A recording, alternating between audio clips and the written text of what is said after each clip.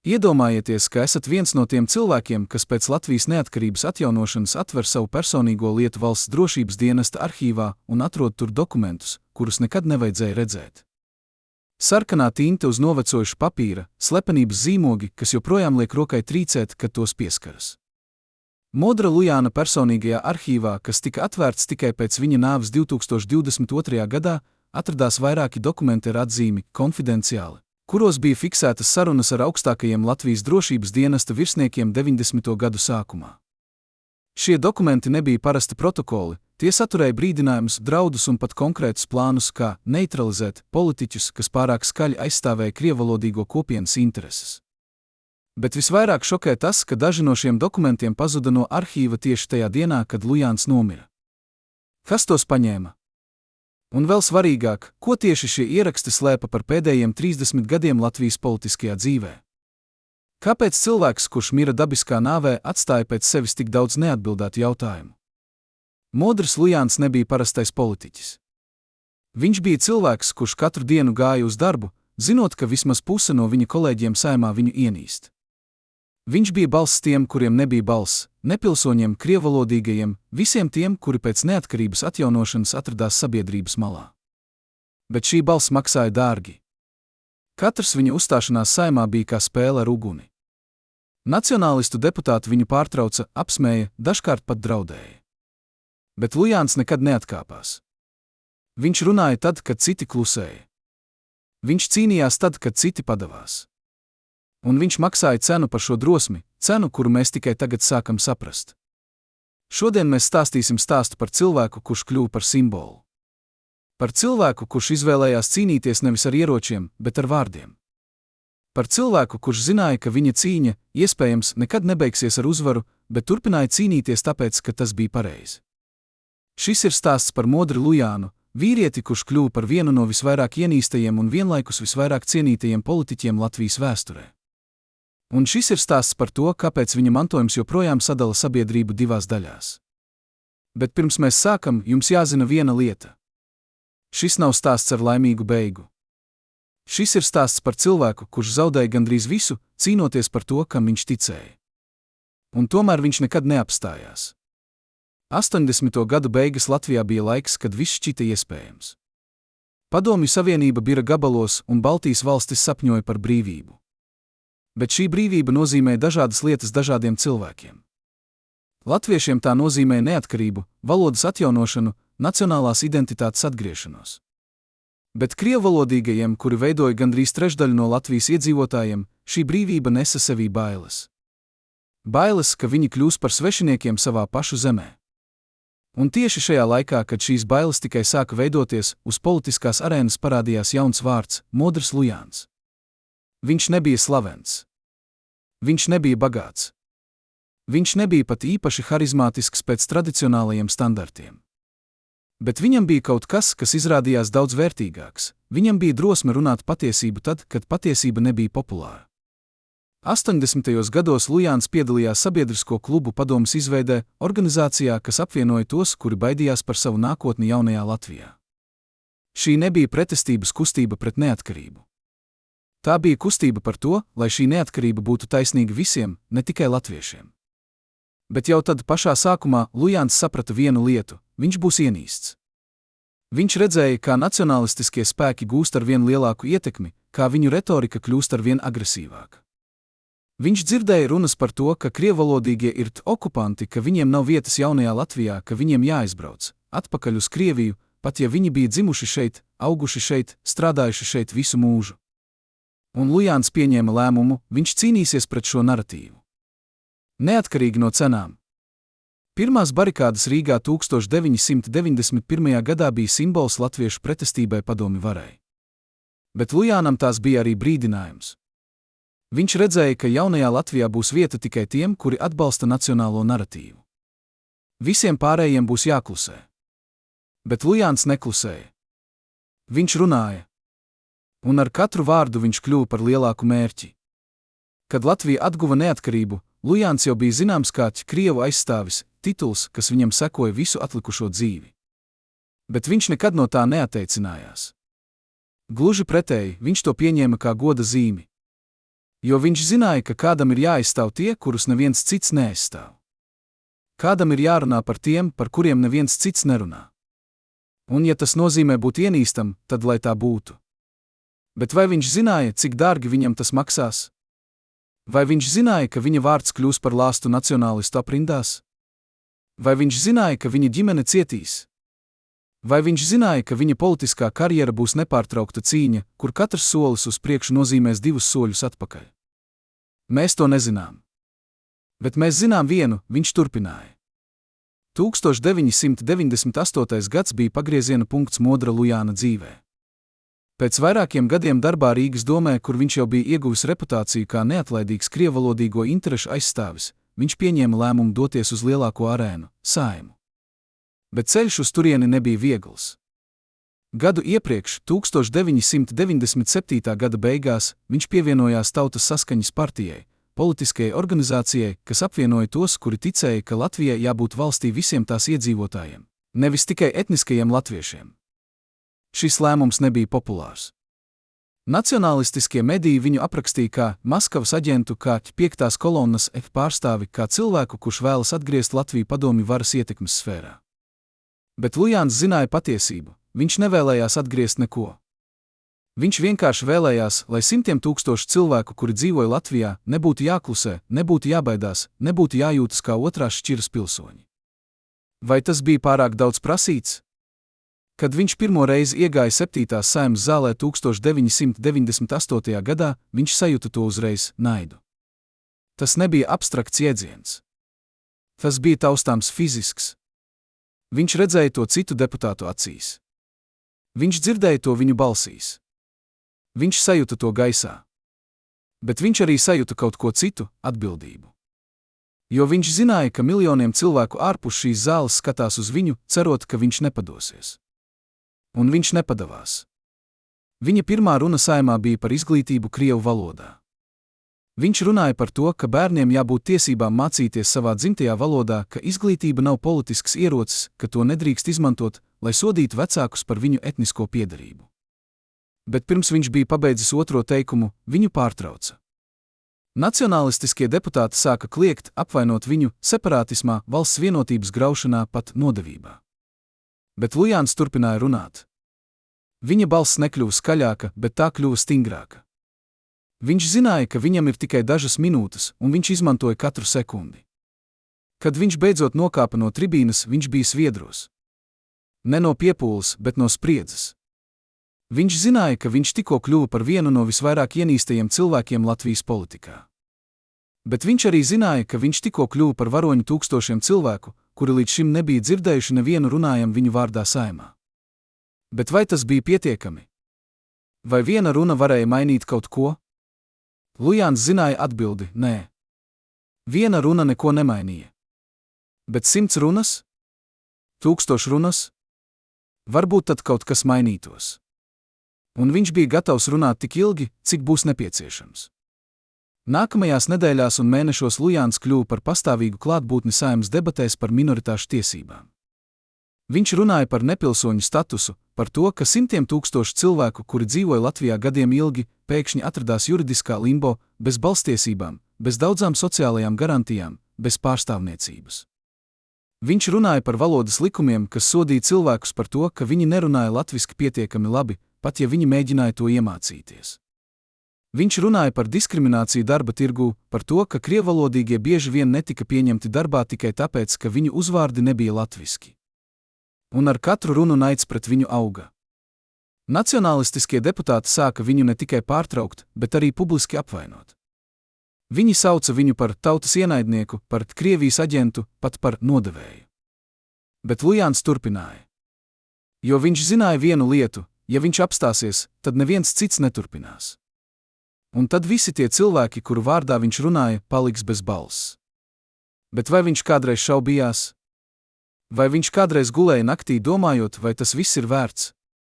Vai viņš kādreiz vēlējās vienkārši pamest visu un dzīvot klusu dzīvi? Mēs to nezinām. Bet mēs zinām, ka viņš nekad neapstājās. Un tas ir vienīgais, kas skaita. Līdz šim brīdim mēs esam dzirdējuši tikai oficiālo versiju par Modru Lujānu, politiķi, kurš cīnījās Saeimā. Bet ir cilvēki, kuri zina citu stāstu. Cilvēki, kuri bija blakus viņam ne tikai tribīnē, bet arī aiz slēgtām durvīm, tumšos koridoros, kur īstās sarunas notika pēc tam, kad kameras bija izslēgtas. Viens no šiem cilvēkiem ir bijušais Tautas saskaņas partijas loceklis, kurš piekrita runāt tikai ar nosacījumu, ka viņa vārds netiks minēts. Līdz pēdējiem brīdim es domāju, ka mēs varam kaut ko mainīt, viņš saka, un viņa rokas joprojām nedaudz trīc pēc 25 gadiem. Ko šis cilvēks zināja, ko mēs nezinām?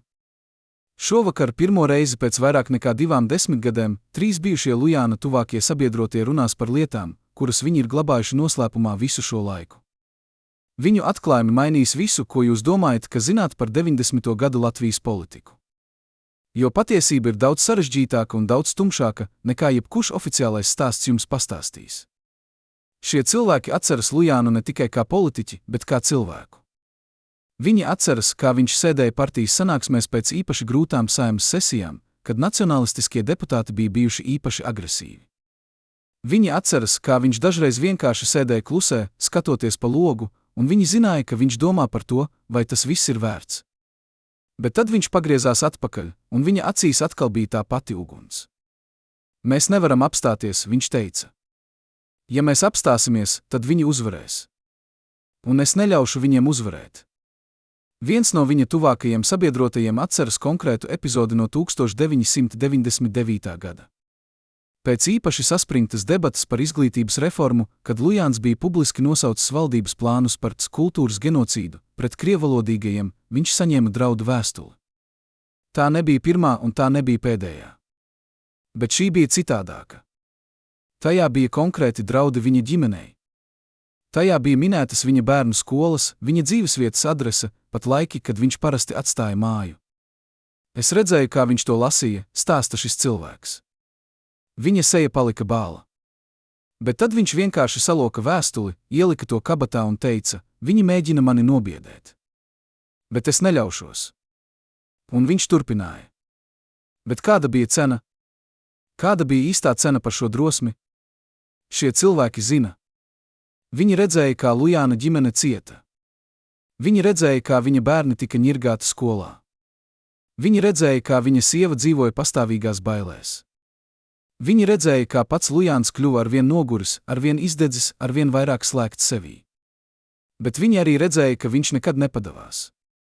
Pat tad, kad šķita, ka viss ir zaudēts, viņš turpināja cīnīties. Un tagad, pēc viņa nāves, šie cilvēki jautā sev, vai tas bija vērts?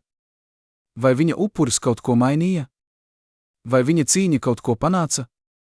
Vai arī viņš vienkārši iznīcināja sevi, cīnoties pret veidzirnavām? Atbildes uz šiem jautājumiem nav vienkāršas. Bet varbūt tieši tas ir svarīgākais, ka viņš cīnījās. Ka viņš nemēģināja. Ka viņš neklusēja.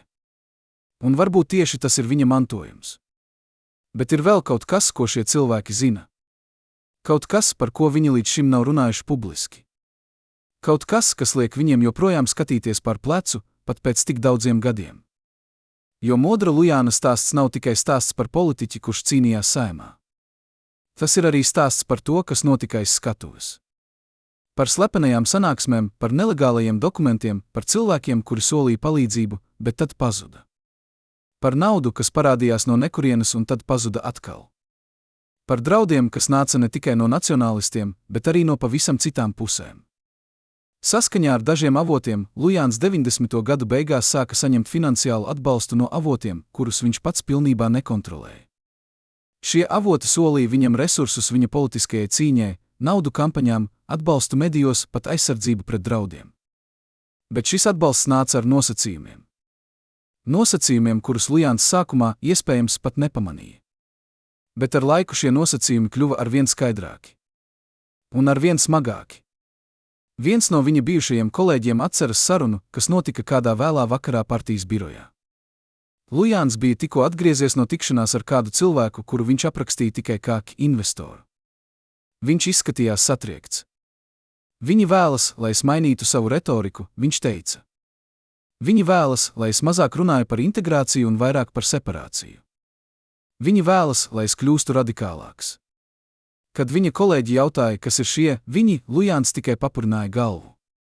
Jūs negribat zināt, viņš teica. Un es arī negribēju. Bet vai viņš piekrita? Vai viņš mainīja savu retoriku?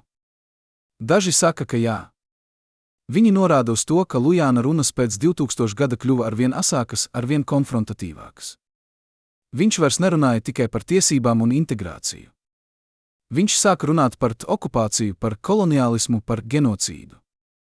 Viņš sāka izmantot valodu, kas bija daudz tuvāka Maskavas oficiālajai retorikai nekā viņa agrākajiem uzstāšanās. Vai tas bija viņa patiesa pārliecība? Vai arī viņš vienkārši spēlēja spēli, kuru viņš nevarēja kontrolēt? Citi saka, ka nē. Viņi saka, ka Lujāns vienmēr palika uzticīgs saviem principiem, ka viņa retorika mainījās tikai tāpēc, ka situācija mainījās. Ka viņš kļuva radikālāks tikai tāpēc, ka valdība kļuva arvien represīvāka. Ka viņš izmantoja asāku valodu tikai tāpēc, ka neviens neklausījās maigākajā valodā. Bet patiesība, kā vienmēr, ir kaut kur pa vidu. Un tieši šī patiesība ir tas, kas padara Lujāna stāstu tik sarežģītu un tik traģisku. Jo Lujāns nebija svētais. Viņš nebija nevainīgs. Viņš pieņēma lēmumus, kurus vēlāk, iespējams, nožēloja. Viņš noslēdza darījumus ar cilvēkiem, kuriem, iespējams, nebija jāuzticas. Viņš teica lietas, kuras, iespējams, nebija jāsaka. Bet viņš arī bija cilvēks, kurš cīnījās pret sistēmu, kas bija vērsta pret viņu un pret visiem, kurus viņš pārstāvēja. Viņš bija cilvēks, kurš mēģināja mainīt pasauli ar tiem ieročiem, kas viņam bija pieejami. Un dažreiz šie ieroči nebija tīri. Dažreiz šie ieroči bija bīstami. Bet viņš tos izmantoja tāpat, jo viņš nezināja, kā citādi cīnīties. Un tagad, pēc viņa nāves, mēs palikām ar jautājumiem. Vai viņš bija varonis vai upuris? Vai viņš bija cīnītājs vai marionete? Vai viņš mainīja kaut ko, vai arī viņš tikai padarīja lietas sliktākas? Šie jautājumi nav viegli. Un atbildes uz tiem nav vienkāršas. Bet varbūt tieši tas ir svarīgākais, ka mēs jautājam. Ka mēs nemēģinām vienkāršot viņa stāstu. Ka mēs atzīstam, ka viņš bija sarežģīts cilvēks sarežģītā laikā. Bet ir vēl viens aspekts Lujāna dzīvē, par kuru maz kas runā. Aspekts, kas ir vēl tumšāks un vēl noslēpumaināks nekā viņa politiskā karjera. Jo Lujāns nebija tikai politiķis. Viņš bija arī cilvēks ar savām bailēm, savām māņām, savām ticībām. Un dažas no šīm ticībām bija ļoti dīvainas. Saskaņā ar dažiem avotiem, Lujāns pēdējos savas dzīves gados kļuva arvien vairāk aizrāvies ar misticismu un pareģojumiem. Viņš sāka apmeklēt cilvēkus, kurus viņš aprakstīja kā garīgos padomdevējus. Viņš sāka runāt par enerģijām un vibrācijām. Viņš pat sāka valkāt īpašus talismanus, kurus, viņš ticēja, aizsargās viņu no ienaidniekiem. Vai tas bija vienkārši stresa rezultāts? Vai arī tas bija kaut kas dziļāks? Viens no viņa tuvākajiem draugiem atceras sarunu, kas notika tikai dažus mēnešus pirms Lujāna nāves. Viņi sēdēja kafejnīcā Rīgas centrā, un Lujāns pēkšņi sāka runāt par sapni, ko viņš bija redzējis iepriekšējā naktī. Es redzēju sevi vecā baznīcā, viņš teica. Tur bija cilvēks melnā drēbēs, kurš man teica, ka mans laiks ir gandrīz beidzies. Viņš teica, ka es esmu izdarījis to, ko man bija jādara, un tagad ir laiks aiziet. Viņa draugs mēģināja to noņemt kā vienkāršu murgu, bet Lujāns papurināja galvu. Nē, viņš teica. Tas nebija vienkāršs sapnis. Tas bija brīdinājums. Vai Lujāns zināja, ka viņš mirs drīz? Vai viņam bija kāds priekšnojauts? Vai arī tas viss ir tikai mūsu mēģinājums atrast nozīmi lietās, kurām nav nozīmes? Mēs to nezinām. Bet mēs zinām, ka Lujāns pēdējos savas dzīves mēnešos kļuva arvien vairāk aizdomīgs, arvien vairāk noslēgts, arvien vairāk pārliecināts, ka kāds viņu vēro, ka kāds viņu vajā, ka kāds plāno kaut ko pret viņu. Un tad 2022. gada 24. augustā viņa sirds apstājās. Oficiālā versija saka, ka tas bija dabisks nāves cēlonis. Ka viņa sirds vienkārši bija novājināta no gadiem ilga stresa un sliktās veselības. Bet ir cilvēki, kuri tam netic. Cilvēki, kuri saka, ka bija pārāk daudz sakritību. Ka bija pārāk daudz neatbildētu jautājumu. Ka bija pārāk daudz cilvēku, kuriem bija interese, lai Lujāns klusētu. Bet patiesība ir tāda, ka mēs nekad to neuzzināsim. Mēs nekad neuzzināsim, vai Lujāna nāve bija patiešām dabiska, vai arī tur bija kaut kas vairāk. Mēs nekad neuzzināsim, vai viņa bailes pēdējos dzīves mēnešos bija pamatotas, vai arī tās bija tikai paranoja. Mēs nekad neuzzināsim, vai viņš patiešām bija mērķis, vai arī viņš vienkārši bija novecojis cilvēks ar novājinātu sirdi. Bet varbūt tas nav svarīgākais. Varbūt svarīgākais ir tas, ka Lujāns dzīvoja savu dzīvi tā, kā viņš uzskatīja par pareizu. Ka viņš cīnījās par to, kam viņš ticēja. Ka viņš nekad nepadavās, pat tad, kad viss šķita zaudēts. Un varbūt tieši tas ir viņa mantojums, ne tas, kā viņš nomira, bet tas, kā viņš dzīvoja. Bet jautājums paliek, vai mēs esam gatavi pieņemt šo mantojumu? Vai mēs esam gatavi turpināt cīņu, kuru viņš sāka? Vai arī mēs ļausim viņa upurim būt veltīgam? Iedomājieties, ka esat viens no 12 cilvēkiem, kuri zināja visu par modri Lujānu, katru viņa politisko kustību, katru viņa slepeno tikšanos, katru viņa plānu, kā mainīt Latvijas politisko ainavu. Tagad iedomājieties, ka jums ir jāizvēlas – saglabāt lojalitāti vai glābt savu karjeru. 2002. gadu sākumā, kad Lujāna politiskā ietekme sāka mazināties un jauni spēki sāka dominēt krievvalodīgo politikā, šie cilvēki pieņēma izvēli, kas mainīja visu.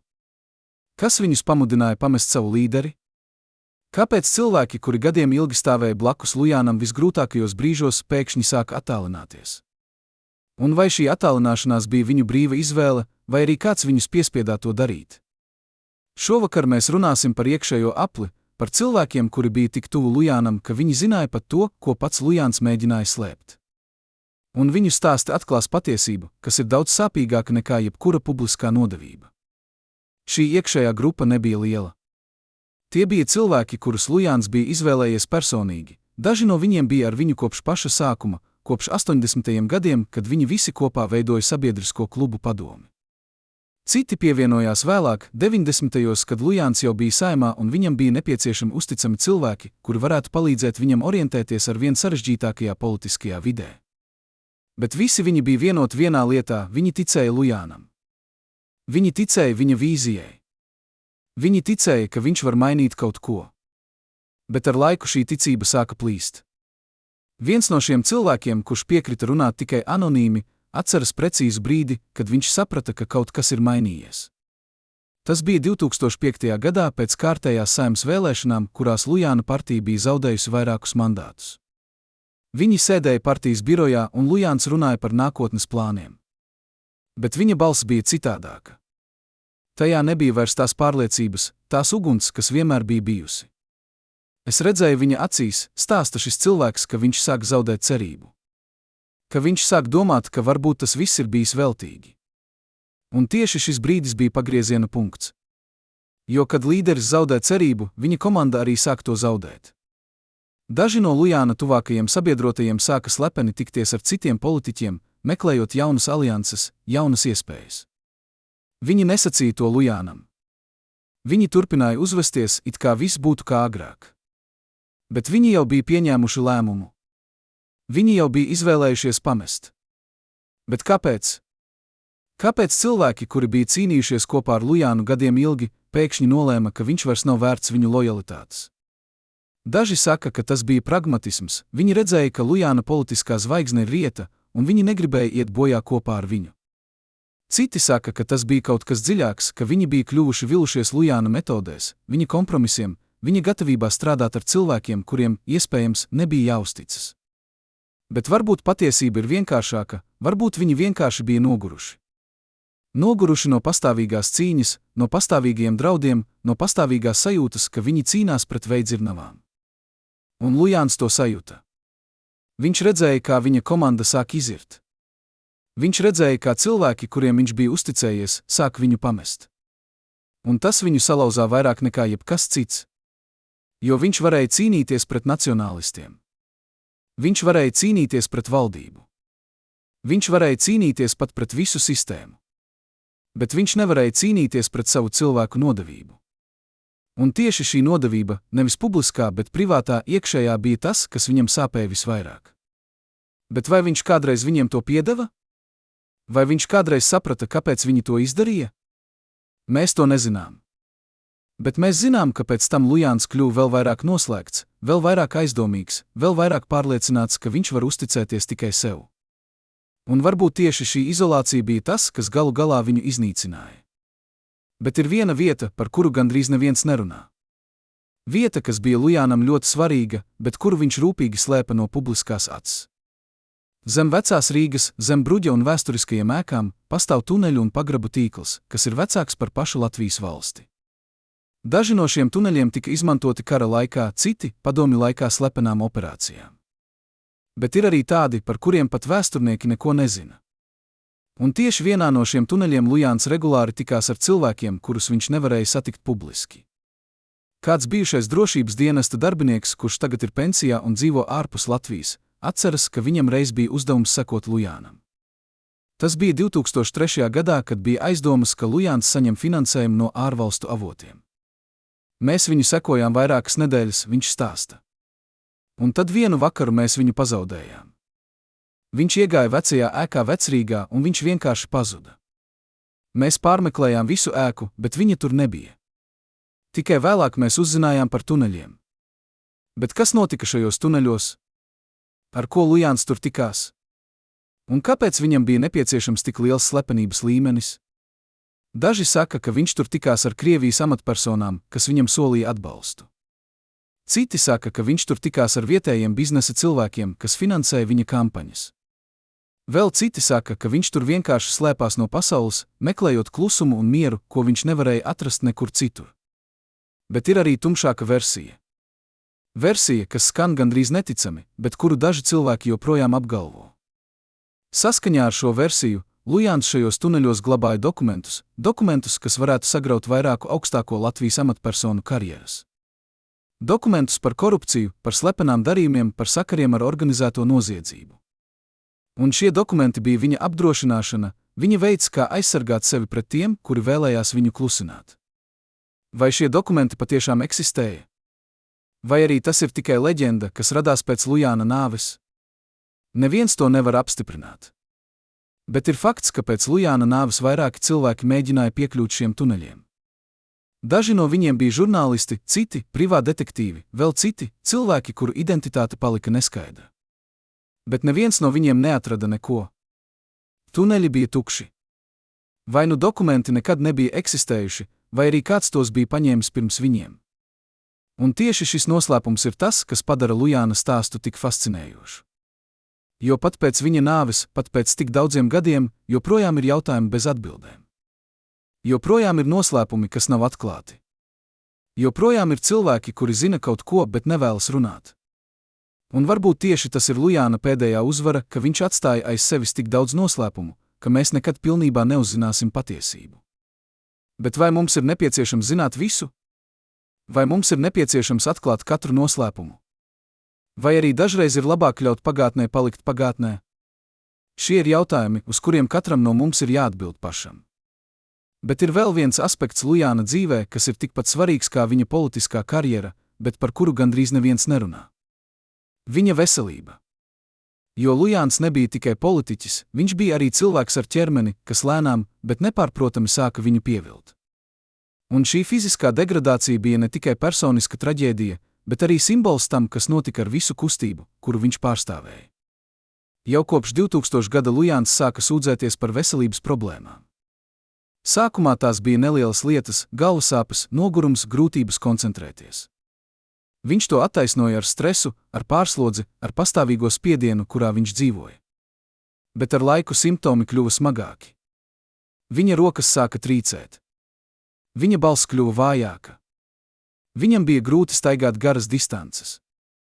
Un viņš sāka aizmirst lietas, vārdus, datumus, pat cilvēku vārdus.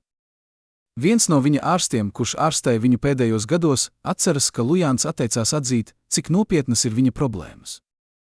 Viņš nāca pie manis tikai tad, kad viņš vairs nevarēja ignorēt simptomus, stāsta šis ārsts. Un pat tad viņš mēģināja to nospēlēt, it kā tas nebūtu nekas nopietns. Viņš teica, ka viņam nav laika slimot, ka viņam ir pārāk daudz darba.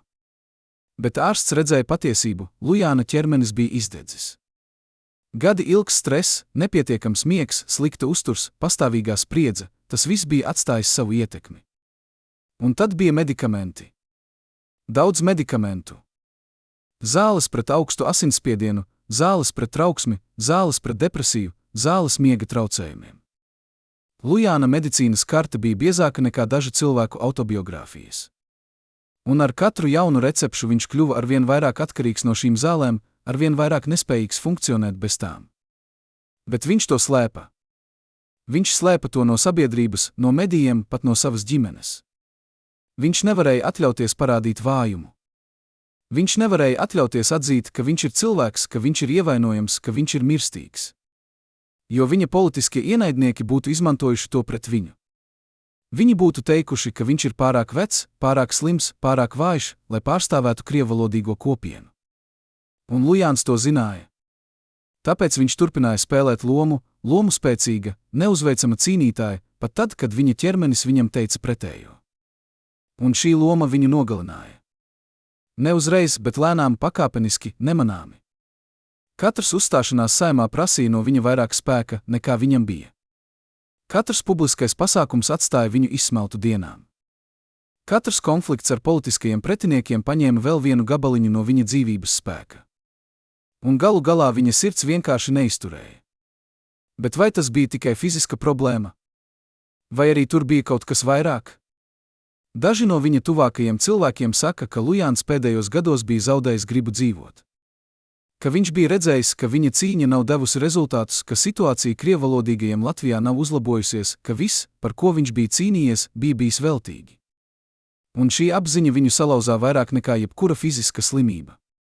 Viens no viņa draugiem atceras pēdējo sarunu, kas viņiem bija tikai dažas nedēļas pirms Lujāna nāves. Viņi sēdēja Lujāna dzīvoklī, un Lujāns runāja par savu dzīvi. Es domāju, ka es esmu izdarījis visu, ko varēju, viņš teica. Bet tas nebija pietiekami.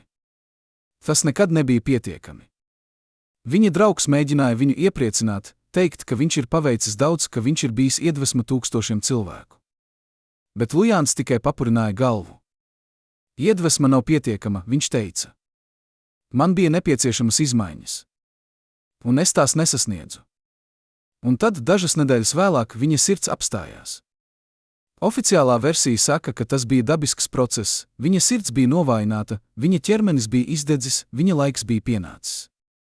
Bet tie, kuri viņu pazina, zina, ka patiesība ir sarežģītāka. Ka Lujāns nemira tikai no fiziskas slimības. Viņš nomira no salauztas sirds.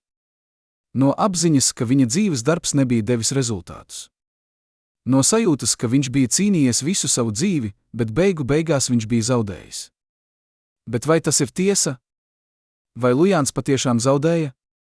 Vai arī mēs vienkārši vēl neredzam viņa uzvaras augļus?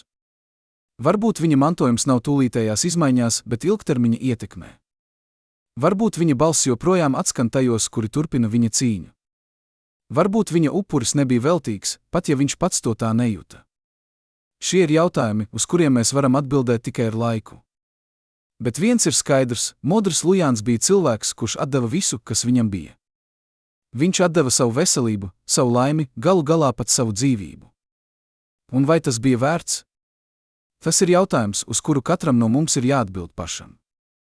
Pirmo reizi 35 gados cilvēks, kurš bija atbildīgs par modra Lujāna personīgo drošību viņa pēdējos politiskās karjeras gados, piekrīt runāt kameru priekšā. Tas, ko viņš mums pastāsta par pēdējām nedēļām pirms Lujāna aiziešanas no politikas, apgriezīs otrādi visu, ko jūs domājat, ka zināt.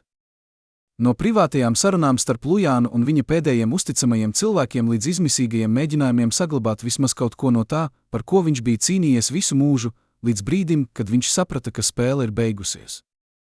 Šis ir ekskluzīvs liecinieks, kas jūs turēs aizturētu elpu. Jo patiesība par Lujāna pēdējiem gadiem ir daudz sāpīgāka un daudz sarežģītāka nekā jebkurš oficiālais stāstījums jums pastāstīs. Šis cilvēks, saucam viņu par Jāni, lai gan tas nav viņa īstais vārds, atceras, kā 2016. gadā Lujāns sāka mainīties. Ne tikai fiziski, kaut arī tas bija acīmredzams. Bet kaut kas dziļāks. Viņš sāka runāt par mantojumu, stāsta Jānis. Viņš vairs nerunāja par nākamajām vēlēšanām vai nākamajām kampaņām. Viņš runāja par to, kas paliks pēc viņa. Kas atcerēsies viņu? Vai viņa cīņa būs bijusi vērta kaut ko? Un šīs sarunas kļuva arvien biežākas, arvien dziļākas, arvien tumšākas. Jānis atceras vienu konkrētu vakaru 2017. gadā. Viņi sēdēja Lujāna dzīvoklī, un Lujāns bija tikko skatījies ziņas, kur kārtējo reizi tika apspriesta Krievu skolu reforma. Valdība atkal grasījās samazināt mācības Krievu valodā, atkal grasījās padarīt dzīvi grūtāku krievalodīgajiem vecākiem un bērniem. Un Lujāns vienkārši sēdēja tur, skatoties ekrānā, un viņa seja bija pilnīgi tukša. Es jautāju viņam, vai viņš gatavojas kaut ko teikt, vai viņš gatavojas protestēt, stāsta Jānis. Un viņš tikai paskatījās uz mani un teica, kam? Kas klausīsies? Es esmu runājis 20 gadus, un nekas nav mainījies. Varbūt ir laiks atzīt, ka es zaudēju. Bet Lujāns nekad pilnībā nepadavās. Pat tad, kad viņa ķermenis viņu pievīla, pat tad, kad viņa politiskā ietekme bija gandrīz izzudusi, viņš turpināja mēģināt. Viņš turpināja rakstīt rakstus, turpināja dot intervijas, turpināja tikties ar cilvēkiem, kuri joprojām viņam ticēja. Bet tas viss prasīja no viņa arvien vairāk spēka, kura viņam arvien mazāk bija. Es redzēju, kā viņš lēnām izdeg, saka Jānis. Katru dienu viņš bija mazliet vājāks, mazliet nogurušāks, mazliet tālāk no tā cilvēka, kurš viņš reiz bija bijis. Un tad bija tie cilvēki, kuri viņu pameta. Ne visi uzreiz, ne visi skaļi. Bet pa vienam lēnām viņi sāka attālināties. Daži pārgāja pie citām partijām, kur viņiem bija labākas izredzes uz karjeru. Citi vienkārši pārstāja atbildēt uz Lujāna zvaniem. Vēl citi publiski distancējās no viņa, sakot, ka viņi vairs neatbalsta viņa radikālo retoriku. Un ar katru šādu nodevību Lujāns kļuva arvien vairāk izolēts, arvien vairāk vientuļš, arvien vairāk pārliecināts, ka viņš ir vienīgais, kurš joprojām cīnās. Bet vai tas bija tiesa? Vai Lujāns patiešām bija vienīgais? Vai arī viņš vienkārši bija tik iegremdējies savā cīņā, ka viņš vairs neredzēja tos, kuri joprojām stāvēja blakus viņam? Jānis domā, ka tā bija otrā versija. Bija cilvēki, kuri viņu joprojām atbalstīja, viņš saka. Bija cilvēki, kuri būtu bijuši gatavi turpināt cīnīties kopā ar viņu. Bet viņš vairs viņus neredzēja. Viņš redzēja tikai tos, kuri viņu bija pametuši. Un tas viņu salauzā. Pēdējā reize, kad Jānis redzēja Lujānu dzīvu un veselu, bija 2022. gada jūlijā, tikai mēnesi pirms viņa nāves. Viņi tikās kafejnīcā, un Lujāns izskatījās labāk nekā iepriekšējos mēnešos. Viņš pat smaidīja. Viņš man teica, ka viņš ir atradis mieru, stāsta Jānis. Ka viņš ir pieņēmis to, ka viņš nevar mainīt visu. Ka viņš ir izdarījis, ko varējis, un tagad ir laiks ļaut citiem turpināt. Bet Jānis redzēja kaut ko citu viņa acīs. Ne mieru, bet rezignāciju. Ne pieņemšanu, bet sakāvi. Un tad 24. augustā Lujāna sirds apstājās. Viņš bija viens. Viņš bija mājās. Un viņš vienkārši aizgāja. Bez dramatiskiem pēdējiem vārdiem, bez lielām atvadu runām, bez heroiskām pēdējām cīņām. Viņš vienkārši aizgāja, tāpat kā miljoniem citu cilvēku pirms viņa un pēc viņa. Bet atšķirība bija tāda, ka Lujāns bija cilvēks, kurš bija atdevis visu savu dzīvi cīņai. Un beigās viņš nomira, domājot, ka šī cīņa bija bijusi veltīga. Bet vai tā bija? Vai Lujāna cīņa patiešām bija veltīga? Vai arī viņš vienkārši nedzīvoja pietiekami ilgi, lai redzētu savas cīņas augļus? Šie ir jautājumi, uz kuriem mēs varam atbildēt tikai tagad, ar laika distanci, raugoties atpakaļ uz viņa dzīvi un viņa mantojumu. Bet ir vēl viens stāsts, kas ir jāpastāsta. Stāsts par nodevību, kas bija dziļāka un sāpīgāka nekā jebkura cita. Jo Lujāna dzīvē bija cilvēks, kurš viņam bija tuvāks nekā jebkurš cits. Cilvēks, kuram viņš uzticējās vairāk nekā sev pašam. Cilvēks, kurš zināja visus viņa noslēpumus, visas viņa bailes, visus viņa sapņus. Un šis cilvēks viņu nodeva. Saucam šo cilvēku par Viktoru, atkal, tas nav viņa īstais vārds, bet viņa identitāte ir zināma tiem, kuri bija tuvu Lujānam. Viktors bija ar Lujānu kopš paša sākuma. Viņš bija viens no sabiedrisko klubu padomes dibinātājiem. Viņš bija blakus Lujānam, kad viņš pirmo reizi iegāja Saeimā. Viņš bija tas, kurš palīdzēja Lujānam rakstīt viņa runas, plānot viņa stratēģijas, orientēties politiskajā labirintā.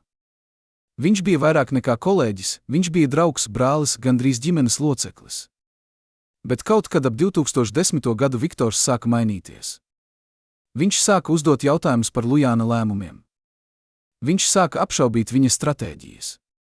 Viņš sāka runāt par to, ka varbūt ir laiks mainīt kursu, meklēt jaunas alianses, būt pragmatiskākiem. Un Lujāns, kurš vienmēr bija uzticējies Viktoram, sāka klausīties. Bet tas, ko Lujāns nezināja, bija tas, ka Viktors jau bija sācis slepenas sarunas ar citiem politiskiem spēkiem. Spēkiem, kuri bija gatavi piedāvāt Viktoram to, ko Lujāns vairs nevarēja - reālu politisko ietekmi, resursus, nākotni. Un Viktors pēc gadiem ilgas cīņas blakus Lujānam pieņēma šo piedāvājumu. Viņš nolēma, ka viņa lojalitāte Lujānam ir mazāk vērta nekā viņa paša politiskā izdzīvošana. Nodevība notika lēnām. Viktors nesacīja Lujānam, ka viņš aiziet. Viņš turpināja uzvesties, it kā viss būtu kā agrāk. Bet viņš sāka nopludināt informāciju. Viņš sāka pastāstīt Lujāna politiskajiem pretiniekiem par viņa plāniem, viņa vājām vietām, viņa bailēm. Viņš sāka sabotēt Lujāna centienus no iekšpuses, vienlaikus izliekoties, ka viņš joprojām ir uzticams sabiedrotais. Un Lujāns to nepamanīja. Vai varbūt viņš to pamanīja, bet negribēja ticēt. Jo atzīt, ka Viktors, cilvēks, kuram viņš bija uzticējies vairāk nekā jebkuram citam, viņu nodod, būtu nozīmējis atzīt, ka viņš bija kļūdījies. Ka viņa spriestspēja bija bijusi nepareiza. Ka viņš bija bijis akls pret to, kas notika tieši viņa priekšā. Patiesība iznāca gaismā tikai pēc Lujāna nāves. Kad cilvēki sāka runāt, kad noslēpumi sāka atklāties, kad dokumenti sāka parādīties. Un tad kļuva skaidrs, cik dziļa bija bijusi Viktora nodevība. Cik daudz viņš bija atklājis. Cik daudz kaitējumu viņš bija nodarījis. Un cik daudz no Lujāna neveiksmēm pēdējos gados bija bijušas tieši Viktora darbs. Bet kāpēc? Kāpēc cilvēks, kurš bija bijis tik tuvu Lujānam, nolēma viņu nodot? Daži saka, ka tas bija ambīcijas, Viktors gribēja vairāk nekā Lujāns viņam varēja dot. Citi saka, ka tas bija bailes, Viktors redzēja, ka Lujāna politiskā zvaigzne ir rieta, un viņš negribēja iet bojā kopā ar viņu. Vēl citi saka, ka tas bija vienkārši nogurums, pēc tik daudziem gadiem cīņas Viktors vienkārši vairs negribēja cīnīties. Bet varbūt patiesība ir vienkāršāka un tumšāka. Varbūt Viktors vienkārši saprata, ka lojalitāte Lujānam viņam vairs neko nedod. Ka Lujāns ir zaudētājs un ka palikt ar zaudētāju nozīmē pašam kļūt par zaudētāju. Un Viktors nebija gatavs to pieņemt. Viņš gribēja uzvarēt. Pat ja tas nozīmē nodot savu labāko draugu. Un kur Viktors ir tagad? Viņš joprojām ir politikā. Viņš joprojām ir ietekmīgs. Viņš joprojām tiek uztverts kā krievvalodīgo interešu aizstāvis.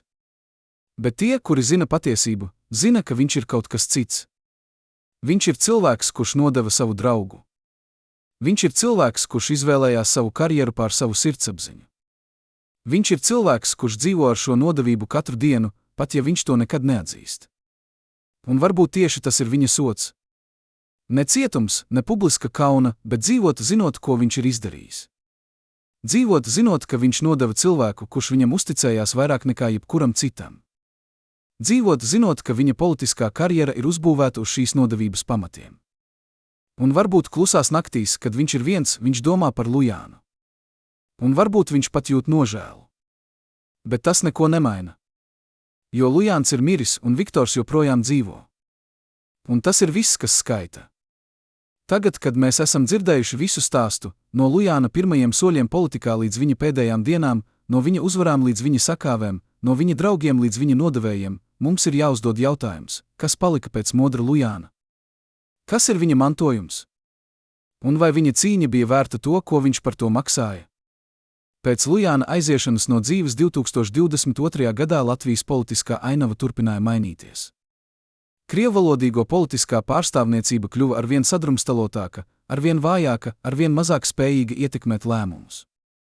Valdības turpināja īstenot politiku, kas padarīja dzīvi grūtāku krievvalodīgajiem, no izglītības reformām līdz valodas prasībām, no pilsonības jautājumiem līdz kultūras politikai. Un šķita, ka viss, par ko Lujāns bija cīnījies, bija bijis veltīgi. Bet tad sāka notikt kaut kas interesants. Jauna paudze krievvalodīgo aktīvistu sāka parādīties. Cilvēki, kuri bija auguši klausoties Lujāna runas. Cilvēki, kuri bija redzējuši viņa drosmi un viņa neatlaidību. Cilvēki, kuri bija iedvesmojušies no viņa piemēra. Un šie cilvēki sāka turpināt cīņu, kuru Lujāns bija sācis. Viņi to darīja citādāk. Viņi izmantoja jaunas metodas, sociālos medijus, pilsonisko aktīvismu, starptautiskās platformas. Viņi runāja citādā valodā, mazāk konfrontatīvā, vairāk iekļaujošā, vairāk orientētā uz dialogu. Bet viņu mērķis bija tas pats – panākt, lai krievvalodīgie Latvijā justos kā pilntiesīgi šīs valsts pilsoņi, nevis kā otrās šķiras iedzīvotāji. Un lēnām, ļoti lēnām lietas sāka mainīties. Ne dramatiski, ne ātri, bet tomēr. Sabiedriskā diskusija par minoritāšu tiesībām kļuva nedaudz mazāk polarizēta. Daži politiķi sāka runāt par nepieciešamību pēc lielākas iekļaušanas. Daži mediji sāka dot vairāk vietas krievvalodīgo balsīm. Un, lai gan ceļš joprojām bija garš un grūts, bija sajūta, ka virziens bija pareizs. Vai tas bija Lujāna nopelns? Vai viņa cīņa bija tā, kas iedēja sēklas šīm pārmaiņām? Grūti teikt. Vēsture ir sarežģīta, un pārmaiņas nekad nenotiek tikai viena cilvēka dēļ. Bet tie, kuri turpina Lujāna darbu, saka, ka jā. Viņi saka, ka bez Lujāna, bez viņa drosmes, bez viņa gatavības cīnīties pat tad, kad viss šķita zaudēts, viņi nekad nebūtu sākuši savu ceļu. Ka Lujāns bija tas, kurš parādīja viņiem, ka ir iespējams stāvēt pret sistēmu. Ka ir iespējams runāt patiesību varai. Ka ir iespējams cīnīties, pat ja tu zini, ka tu, iespējams, nekad neredzēsi uzvaru. Un varbūt tieši tas ir Lujāna mantojums. Ne konkrētas politiskas uzvaras, ne pieņemti likumi, ne iegūti mandāti. Bet iedvesma. Piemērs. Atgādinājums, ka ir lietas, par kurām ir vērts cīnīties, pat ja cīņa ir grūta un rezultāti nav acīmredzami. Ka ir vērts stāvēt par to, kam tu tici, pat ja visi citi tev saka, ka tu kļūdies. Ka ir vērts būt drosmīgam, pat ja drosme maksā dārgi. Bet ir arī cita puse. Jo Lujāna stāsts ir arī brīdinājums. Brīdinājums par to, kas notiek, kad tu atdod visu savu dzīvi vienai lietai. Kad tu upurē savu veselību, savu ģimeni, savu laimi vienai cīņai. Kad tu kļūsti tik apsēsts ar savu mērķi, ka tu vairs neredzi neko citu. Lujāns maksāja augstāko cenu par savu cīņu. Viņš zaudēja gandrīz visu. Un beigu beigās viņš nomira, domājot, ka viņš bija zaudējis. Vai tas bija vērts? Vai viņam vajadzēja izvēlēties citādi? Vai viņam vajadzēja būt mazāk radikālam, mazāk konfrontatīvam, mazāk gatavam upurēt visu? Varbūt tad viņš būtu dzīvojis ilgāk. Varbūt tad viņš būtu bijis laimīgāks. Varbūt tad viņš būtu redzējis savas cīņas augļus. Bet varbūt tad viņš arī nebūtu bijis modrs Lujāns. Varbūt tad viņš būtu bijis tikai vēl viens politiķis, kurš mēģināja līdzsvarot principus ar pragmatismu un beigu beigās neko īsti nesasniedza. Jo Lujāna spēks bija viņa neatlaidība. Viņa gatavība iet līdz galam. Viņa atteikšanās kompromitēt savus principus, pat ja tas viņam maksāja visu. Un varbūt tieši tāpēc viņš joprojām tiek atcerēts. Tieši tāpēc viņa vārds joprojām nozīmē kaut ko.